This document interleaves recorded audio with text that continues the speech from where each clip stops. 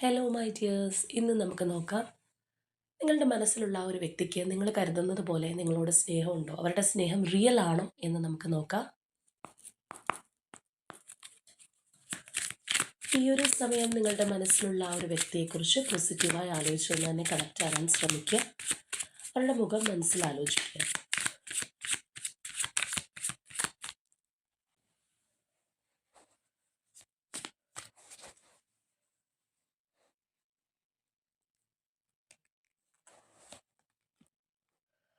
Okay, lovers എനർജിയാണ് നമുക്ക് കിട്ടിയിട്ടുള്ളത്.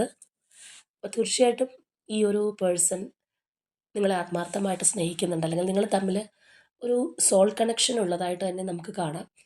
ഒരു പക്ഷേ നിങ്ങൾ രണ്ട് പേർക്കും ഈ ഒരു കാര്യം നിങ്ങളുടെ റിലേഷൻഷിപ്പിൽ നിന്ന് ഫീൽ ചെയ്തിട്ടുണ്ടാവും.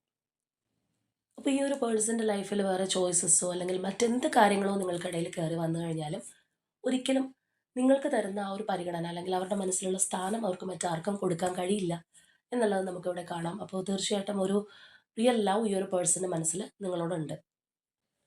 അപ്പോൾ ഈ ഒരു പോസിറ്റിവിറ്റി നിങ്ങളിലേക്ക് അക്സെപ്റ്റ് ചെയ്യാനായിട്ട് 222 ക്ലെയിം ചെയ്യുക. യൂണിവേഴ്സിനോട് നന്ദി അറിയിക്കുക.